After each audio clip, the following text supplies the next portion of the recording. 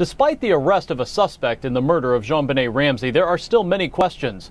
What about that ransom note, the forensic evidence? Why did it take a decade to pick up a suspect? And what exactly put the Ramseys, that family, under the Boulder Police Department's, quote, umbrella of suspicion in the first place? ABC's Barbara Walter sat down with the Ramseys in an interview that aired on March 17th of 2000. Do you understand why it is that so many people still think you are guilty?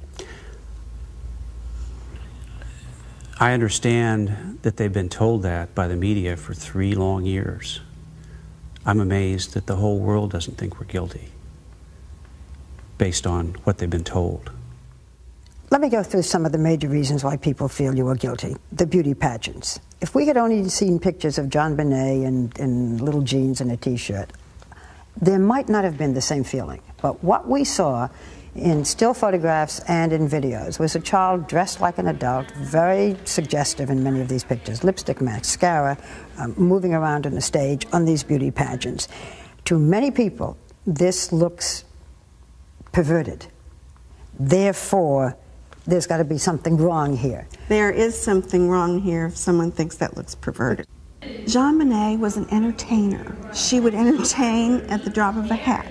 Little girls dress up and play dress up. You yourself had entered beauty contests. Yes. I'm a junior at West Virginia University. So this was, what, fun for you both to have her do this? It was the most wonderful time of my life. It's not unlike a father who enjoyed playing baseball as a child. He wants to impart that same love of the game with his son or daughter. There's just absolutely nothing wrong with it. They called JonBenet a 6-year-old Lolita, a punt-sized sex kitten.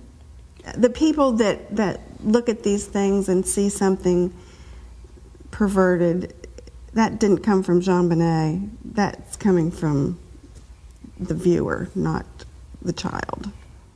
So let me go through what the motives are. Motive number 1. You are guilty, Mr. Ramsey, because there was some evidence that your daughter had been sexually molested. I know, as best I can know, as a father who was with his daughter every day that I was home, she was not sexually abused or molested before December 26th. Okay, but on December 26th, there are some indications that your daughter was sexually molested. Well, therefore, here's the motive. You were doing it. Maybe you'd done it before. Maybe you just did it that night. Perhaps your wife discovered you. Whatever it was, JonBenet cried out. You killed her. Well, that's fits right in the category of it could have been done by an alien as well. It makes no sense. There's no history.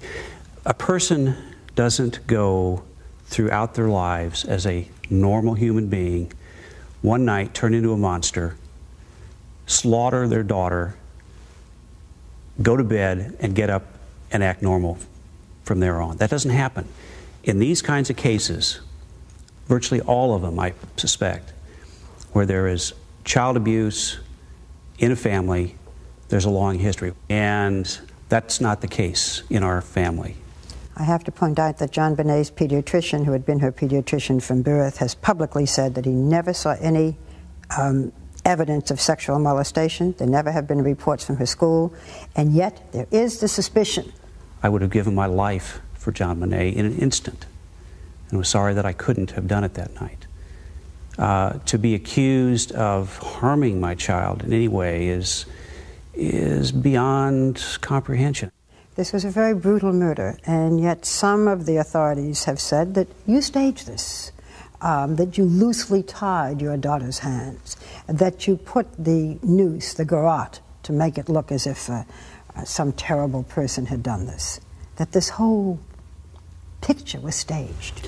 Well, that's absurd. This was done by a terrible person. The garrote was deeply embedded in JonBenet's throat. Her hands were tightly bound. I couldn't get the knot untied. I tried to get it untied even before I brought her upstairs. The fundamental issue is no logic has been applied to any of this case. Why would I, for example, have staged this horrible scene and then disturbed it myself, pulled the tape off her mouth, carried her upstairs, tried to untie the hands before I brought her upstairs. If I'd have staged it, I would have wanted the police to see it as I staged it. It's not logical. Makes no sense. Let me give the motive that is ascribed to you, Mrs. Ramsey. Okay. Was bedwetting a source of tension in your house? Absolutely not. All children have accidents. The motive is that JonBenet wet her bed, and that you got angry, you lost it, you snapped, you killed her, perhaps accidentally. You were downstairs, maybe she came down, she said, "Mommy, I wet my bed." You said, "Again, JonBenet," and you either pushed her or you hit her, you were exhausted, you were furious, you did it. First of all, we know from the evidence that this was a premeditated murder. The way in which she died, the garrote that was around her neck, noose. You could have done it. You could have gotten nervous, and afterwards you could have done it. You could have awakened your husband and said, "I did this terrible thing, John, and now we have to stage this." You know people have said this. Of course they've said it. But would you have a child, would you get up in the middle of the night and slaughter your child? We're parents. We love our children. But no. What do you say when people say, "You just snapped"? I mean, you know, whatever it was, something went wrong, you did this terrible thing, John then helped you, you staged this whole thing, you know. It's nonsense. Maybe you don't even know that she did it. It's impossible. I mean, it's absurd. I'm asking the questions you know. I know. People have said, these are the two major motives. Either you sexually molested her or you snapped because primarily she was bedwetting. Let me tell you something. I'm a cancer survivor of stage 4 cancer. John has lost a child in an automobile accident. That completely changes your outlook. When you are standing on the brink of death with a terminal illness, your priorities suddenly line up in a row, and you know exactly what the important things are in life. And bedwetting is totally insignificant. I love my children. I wouldn't harm them for anything in the world. Now, I don't know how you answer someone that continually accuses you of some absurd notion. Did either of you for a moment suspect each other? No. Not for absolutely a not minute. for a microsecond. Tom Haney, who was the homicide detective from Denver, asked me that very question in my 3-day interrogation. After 3 days of listening to him hammer me, I said, "Don't even go there." If I thought for one moment that JonBenet Ramsey was murdered by her father, we wouldn't be having this interview right now. 3 other family suspects were cleared by the police investigation. 9-year-old Brooke Ramsey did not have the strength police believe the murder required, or the ability to write the ransom note. John Ramsey's older son and daughter were not in Colorado that night. The police continued to focus on the parents. Another major factor, the ransom note. The ransom note was written on a pad and a pen from your home. And the question is, if the intruder was planning to write a note, why wouldn't he or she have brought their own pad and paper? They knew that the less they brought in the house, the better. But they planned to write a note? Apparently. Before or after the crime? I think the note was written before the crime was committed. What has thrown great suspicion on you, Mrs. Ramsey, as you know, is that some handwriting experts have said that there's a similarity between the writing on this note and your handwriting. This has been inconclusive, but the similarity of the handwriting is the strongest piece of evidence implicating you. Well, if that's the strongest, then there's not much of a case, because we have had handwriting experts to look at my handwriting as well. And on a scale, I believe, of 1 to 5, with 5 being a totally incomplete match, I was rated at a 4.5. So there's very little. In fact, law enforcement sources in Boulder, Colorado, told me that media reports of similarities between Mrs. Ramsey's handwriting and the ransom note are, quote, grossly exaggerated. One of the questions is, what reason would a kidnapper have for leaving behind both the ransom letter and the body? I hope to ask the killer that someday, face to face. We believe that this was a kidnapping originally that went bad. Now this person, this creature, its mind doesn't work like ours.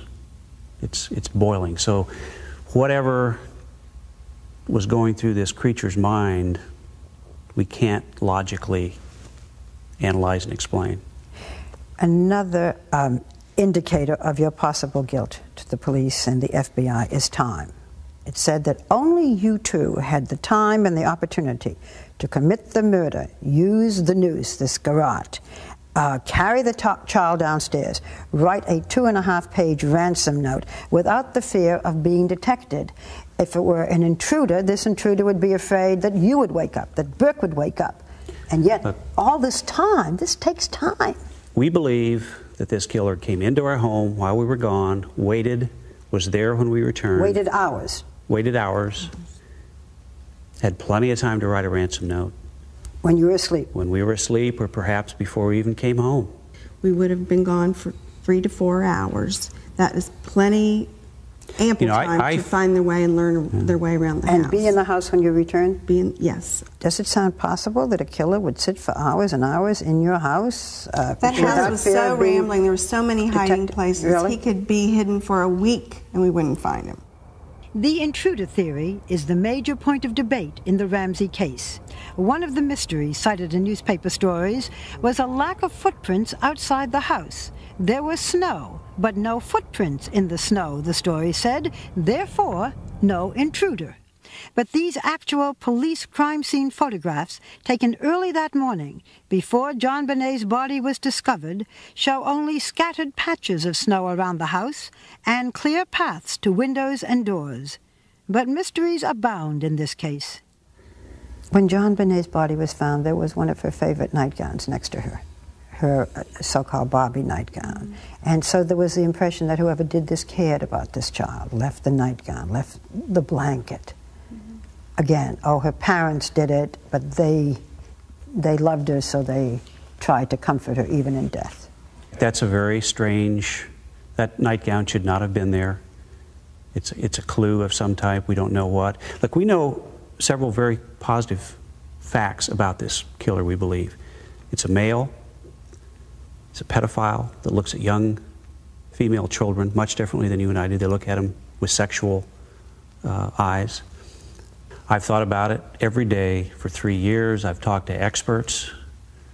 I've talked to experienced homicide detectives. It's the best profile we can come up with.